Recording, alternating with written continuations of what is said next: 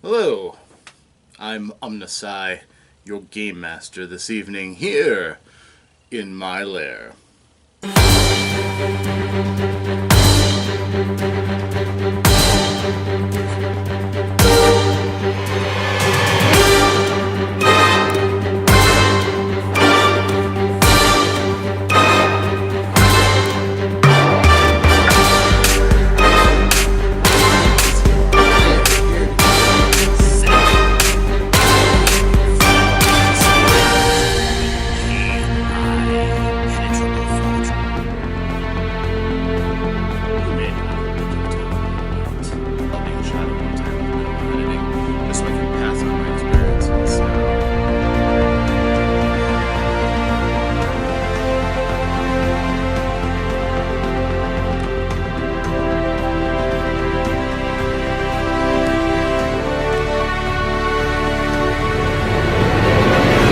Hello, ladies and gentlemen, it is I, Rob, here in the lair of OmnusI, giving my State of the Dungeon address for the game that took place on the 21st of September. The group was in full attendance after a few moments of play, featuring again 5th edition Dungeons & Dragons. The characters were Glug, the half-orc GM NPC Barbarian, Auric, the Dwarven Rogue, Geth, the Human Sorcerer, Glim, the Dwarven Cleric of War, Terran, the Human Fighter, and Otto, the Half-Elf Bard. And they were in the middle of the assault upon Scarlet Moon the Druidic sect that was a front for the cult of elemental fire, evil elemental fire. And they were up to their necks in the fight. Having already expended some of their precious resources, they were cleaning up the courtyard around the tower that was at the apex of the hill upon which the Scarlet Moon Order was doing their great rite. They had already defeated a fire elemental and numerous mortal servants, and were getting prepared to move on when, all of a sudden, they heard the baying of hellhounds being released. They expected one. In reality, there were actually two. So the fact that a few people missed made the initial battle precarious, but I decided to press on. We generally start when we have a quorum of at least 2/3 of the players in attendance. After that, people have to pick up the pieces. And if they don't show up, then I usually adjust things on the fly, but for this, everyone showed up. So the group was now confronted with a pair of hellhounds. They had a few moments to prepare. So healing potions were passed around, since they were pretty much out of healing magics. The fighter, Terran, looked over the potions that they had, and they didn't have anything to prevent damage from fire, but they did have a potion that mentioned transformation. So he drank it, thinking this could only help. And it transformed him into a ferret, for which I used the stats for weasel in the monstrous manual. That means 3 strength and only 1 point of damage on a successful attack. But he still had his mind intact, and he still had his various fighter-based skills.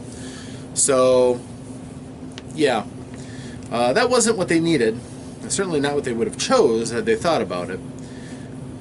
So the hellhounds come racing into the group, and the group sets up, trying to set a frontal wall. And the hellhounds are clever creatures, vicious, nasty, evil creatures, and immediately they charged up, pulled up short, scooted so they could cross their breath weapons together and flame the party. Well, all that effort they did in trying to heal up kind of went by the wayside. Saving throws were made for most, but Geth the Sorcerer went down in the blast, which was a chunk of their offensive firepower. Glug was down to single-digit hit points. The rest of them were on and off.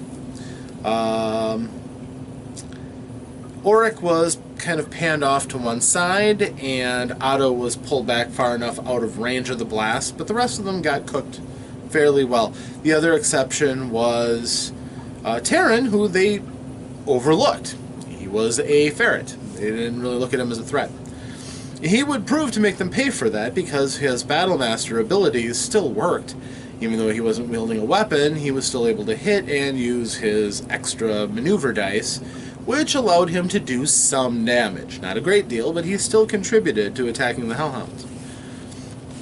So, things went rather poorly. One of the Hellhounds got into Glug's face, and they ended up dropping him. Sadly, Glug then rolled a 1 on his death save, getting 2 failures, and he failed the next one and died. The rest of the party didn't really put in a lot of effort trying to get him back up because they were in a fight of their own, and again, their healer didn't have any healing left. So, Glug perished. The rest of them were, by the end of the fight, pretty much inspecting the ground with the exception of Glim, the cleric, who, when he had his combat skills to fall back upon and made some good clutch saving throws. Auric, who was attacking from a distance, didn't get within range of the breath weapons, which really never re-energized for the Hellhounds. And because other people were fighting, he was able to use a sneak attack to effect. And he did a sizable amount of damage. Also, Terran. Terran wasn't directly attacked by any of the Hellhounds, being not seen as a threat, but he was out of maneuverability dice and wasn't able to do a great deal more. So, they also finished off the handler for the Hellhounds who came up to attempt to help his charges out. So the Hellhounds were finished. They found out that Glug was dead, and the others had stabilized. So the 2 dwarves tried to drag off Geth and Otto to the safety of the entrance to the enclosure which the tower is located within. And Terran decided, I'm a ferret, might as well use it. So he goes over and he scampers up the scaffolding to the entrance to the tower. Well, he got to overhear a meeting between a couple of guards. They were Eternal Flame Guardians, and an Azur. For those of you not familiar with the various dwarven races, Azurs are tied closely to the elemental plane of fire. They're surrounded by a corona of flame. Seems to be an obvious connection here. He threatened them with the attention of somebody named Vanifer, and he dropped down into a hole in the middle of the floor and just kind of floated down. One of the guards moved up, so at this point Terran decided he was going to explore around. He saw that that hole in the floor went to a straight drop down 20 feet into a bunch of rubble in which little flame minions were bouncing around, and that the rest of this level that he found himself on was fairly bare. But he did hear the sound of people above, so he decided he had seen enough and he moved on. Until the potion wore off, which left him naked, defenseless, with one guardian still in the room. The guardian screamed for help and attacked. He moved up and charged him, trying to push him into the pit, into that big hole in the floor. And to be honest, Terran had kind of the same idea. He had to get rid of him quickly, and his idea was to grab him and throw him into the pit. The Guardian rolled a natural 20 on a strength check. They didn't avoid the grapple, so there was no to-hit roll. It was basically a contest of strength and, since both of them were trained combatants, ability. And that natural 20 put Terran at a sizable disadvantage, although he rolled pretty well. He decided to change up his tactics and fall down the pit, causing the other person to over-push and fall over him, while he wanted to grab the edge of the pit, not fall himself. Which I ruled it was something he was going to have to make a dexterity save at disadvantage to attempt to do. He failed. The disadvantage, he got like about a 7. So they both fell, Terran, naked. They both hit both at the ground, neither of them died. The little creatures are called magmen. They're little evil, fiery creatures that attack by just touching you and causing you to burst into fire. It's like they're covered in napalm. So Terran gets tagged twice by these little things, And they're bored, so they even attack the cultist, who doesn't burn as well. He is resistant to their fire attacks. So Terran's like, there's no way up, there's no obvious exits out of the room, and the only way I can see is up above me. So he scrambles over to the ledge that was the intact level that he found himself on. The entire lower level was completely full of all the debris and everything. So he was on effectively the second floor of the tower, looking up at the third floor where he came in. So then he had to try to figure out how to get up. He decided he was going to make a running jump, reach up, twist his body around, and grab the ledge. Technically nigh impossible. This being Dungeons & Dragons, I almost never say anything is impossible, but I did tell him his difficulty was going to be a 25 to do this on an athletics check. An extremely difficult thing for a person who still got as a proficiency bonus only a +2. He's 4th level only, so he rolled. And he rolled a 19. With his other bonuses, he made a 25. No, I take it back. He rolled a natural 20. Yeah, honest to goodness. Natural 20. No advantage, just out of the blue. Jumped up, grabbed it, pulled himself up. At this point, 2 other guardians came in from the floor above, raised by the hue and cry, and he took off. He's buck naked, burning, and in a great deal of pain, so he runs out the hole and starts scaling down the scaffolding as far as he can. The 2 guardians pull out their heavy crossbows, load them, and get ready to shoot him down. All it would have taken is 1 good hit, and he would have dropped. At this time, fortunately, Auric, who had finished dragging Otto to the edge of the enclosure, hears this and sees this, and he sees 2 of the enemies getting ready to shoot a very naked Terran. So, limbers up his bow, which he is extraordinarily good with, fires. And because the guy was obviously affixed with this sight of this naked man running out of the place he's supposed to be guarding, he wasn't looking for threats, so it caught him as a sneak attack. The Guardians are kind of tough. He weathered the attack, but they knew they were being attacked by a sniper now. So they pulled back, which gave them enough time for Terran to run to safety. So they pulled back. I admit, I kind of half expected the group to just bandage wounds and press on. They discussed their options and realized they had no business doing that. They just weren't powerful enough. I gave the party options. The druids who they had allied with, who were outraged by these cultists doing what they did, lying to them and subverting their power, said, "We'll prevent anybody from without, all the fire cultists that are swarming the countryside. We'll do what we can to stop them from coming in and reinforcing the tower. You worry about the tower. You get your rest. Janelle, the druid that they first met, will keep them bottled up as best as she can. You get your 8 hours of sleep. You go in after a long rest and take out the rest of them." Which the party was more than happy with. They wanted to take out those cultists badly. So, they rest.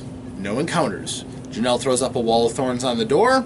They burn through it. She throws a few minor attacks to keep them honest and keeps them bottled up. She is just about tapped out of magic, however. The rest of the druids have a grand melee against the fireball-wielding cultists. The druids are more experienced on average, but the cultists are outraged and have numbers. So, the status quo was preserved, although the druids took a beating. The cultists were driven away. The party didn't know that, and they prepared to set in. So they go inside, and immediately they find the initial room they go into is empty. The pit is down there. The little fire creatures are still there. So they prepare to go up. Now, they're wearing jingly armor. They didn't attempt to use stealth at all. So they just formed up in lines and went up the stairs, which is an open round stairs hugging the wall until it gets to the level of the next level. So they go up, and the first person up looks up, and they see 2 two cultists looking at them. They are the Eternal Fire Guardians. They have swords and shields, and they are ready. And one of them is grinning, and he points over to the side, and they're like, what? And there's an Eternal Fire Priest. Eternal Flame Priest, fireball! Now, he threw it at the wall so that it would radiate downward, since the point of it was over their heads. There was no cover. It was just cascading straight down onto them. So they had to make saving throws immediately and take some damage. After this, though, they were determined to go and get rid of him. They've developed a healthy hatred for these flame priests. So the group charged up. Now, before I go any further, I forgot one little detail. Glug was dead. They didn't have an NPC. And I had a pool of NPCs that could have replenished Glug. I had Seraphina, the sweet little halfling rogue who worked so well with their first group. They really liked Seraphina. She was a fun character to have. She never oversold things and took too much credit away from the party, but she had some useful skills the party lacked. Well, they've got Auric now. They don't really need her, so she would have just been an extra token halfling. Don't get me wrong, she would have still had her effects and everything. It's a good build. She's an arcane trickster and fun. But instead, I looked through the other ones that I had, and the next one that I had was a monk. In a moment of weakness, I thought it would be humorous to create a monk based on a pro wrestler. Thus, Bulk Logan was born. Long blonde hair, walrus mustache, loose clothing that could be torn off for effect, and a monk, using pro wrestling type moves. Because he was an open hand fighter, a lot of the different abilities that he was able to use worked to debilitate the enemy, which could be simulated from different wrestling moves. So Bulk immediately goes in after the Flame Priest. The others move to tie up the Flame Guardians, as well as try to get some pressure on the Eternal Flame Priest, who does a fairly good job of holding off the heroes, and he fires another fireball to effect. Again, more saves are made. The group is trying to use cover as much as they can. The stairs go up, and it provides a natural lip which they can sit and fire. Auric tries firing some bows, but eventually he runs off into the room to employ his daggers upon, or short swords, which he's excellent at fighting with. He wants to go and use those right away against the Guardians to finish them off. At the same time, Terran, no longer a ferret, moves forward and attempts to use his pole arm to get those beatings in that he's so accustomed to doing. Geth tries doing a little magical exchange with the priest, and for the most part the group has pretty much got these three outmatched. They go down to a flurry of blows, even though they take a fair amount of damage, and the priest, who is already loaded up with magic, he has magic armor on, mage armor I should say, and he had, the buffs that he used. But eventually the party overwhelms him, and it looks like they're about to finish the fight when the master of the tower, Elazar Dryflagon, comes down, looks at them, and immediately throws up a wall of fire up the stairs. So all the people who are using the stairs for cover now are standing in fire hexes, or fire squares, and have to get out or be cooked to a crisp, and some of them burn already. Auric also regretted just dropping his bow, because his bow got toasted. It was untended and in the middle of a wall of fire. Didn't have a chance, really. So the group couldn't run out or reorganize till Dryflagon was dead. So as soon as the priest dropped, they moved in without a great deal of banter. Bulk Logan ran up to attack him, and he just got dropped. I can't even remember the spell that dropped him, honestly. He did some area effect. Then he started to get serious as the rest of the group moved up. He blighted Terran, which is a nasty spell that druids have access to. And Auric and Terran were trying to use positioning to put the Master Druid in a difficult position. With his magics, he wasn't having anything of it. I admit that I had kind of screwed the encounter up slightly against Dry Flag, and he should have been using more healing words to heal himself through the fight, and I regret not using that ability as it should have been, but honestly it only delayed the inevitable. One spellcaster has a difficult time going up against a large number of motivated heroes, and they had already whittled down his defenses that he was able to call upon. It was just a matter of attrition, and he was finally beaten down to the point with Auric and Terran dealing significant damage. They contained him so he wasn't able to continue to cast into the fray against the Guardians. They finally dropped the two Guardians, and all the party then started rushing over. And fortunately, Glim threw out words of healing and things to keep people upright. And Otto also was helping out with various healing abilities and inspiration, which made the combat go a bit easier for the heroes. The final blow was actually struck by Bulk Logan. He was unconscious, and he was brought up with the prayer of healing that Glim used. He said he used it on all allies, which got Glim up. Glim did the finger wiggle. He came up, big boot to Elazar, knocked him out, then delivered the punishing leg drop to, because of his flurry of blows, he got an extra unarmed attack. So he was unconscious. The group stabilized him. Glim used his can't remember what it's called, but it's a cantrip, Spare the Dying, I believe it's called. And they looted, effectively. Took some cash, took some interesting items off of Elazar, so took some papers and documents detailing the rite, and some nastiness that involves fire elementalism and dark rituals. So they pretty much now know the score as far as what the Scarlet Moon Brotherhood was doing. And they also have a pretty good idea that underneath the ruins of the tower, still guarded by those little magmen, very well might be a way to get to even more of this fire elementalist group.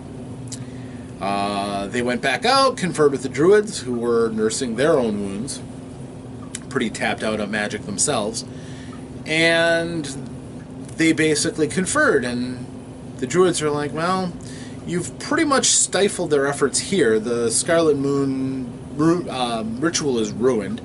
They're probably just going to lick their wounds for a while. I would caution against going into their main base, because they may have defenses that make Elazar and his friends look pretty feeble. Go out and... there's other things going around with these other cults. You should probably put a stop to them first before you come back and go in there. Which, cheating a little bit, but honestly I really didn't want to get a total party kill after they'd had such a victory by them going up against things that are just simply at this level unfair. They're not prepared, not equipped, and not experienced enough to go to that next level. So, they wisely listened to the advice and decided, counter blessings, we need to go and level. We have enough experience. I believe they are ready to go to 5th level, which is a big jump in 5th edition. And that is pretty much where we ended after the big battle, and the druids are there, kind of smartening them up. For the next session, I have decided that with all of the different characters and moving pieces that they've got, actually, I was mistaken through this whole thing. I said the whole party was in attendance. For the short term that we had, Abor,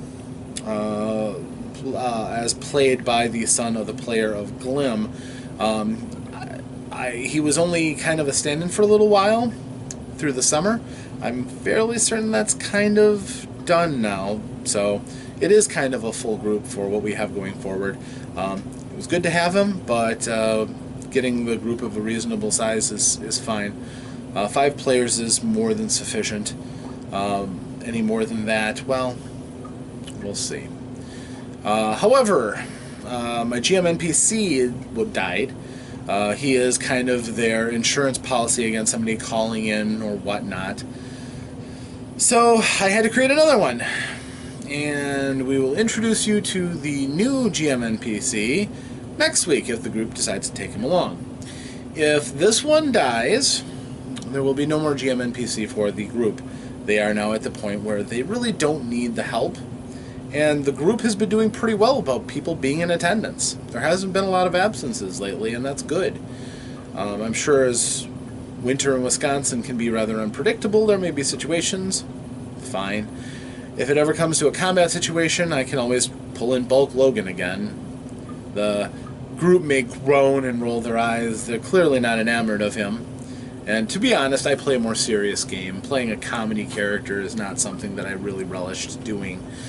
But it was fun, and honestly, with the right narration, pro wrestlers kind of work as monks. Who knew? But this is what happened in the lair of OmnusI. That was my State of the Dungeon address. I hope you found this entertaining. And I will see you next time we delve into the dungeon here at the lair of OmnusI. Thanks for watching, and I hope you have many profitable adventures. Farewell.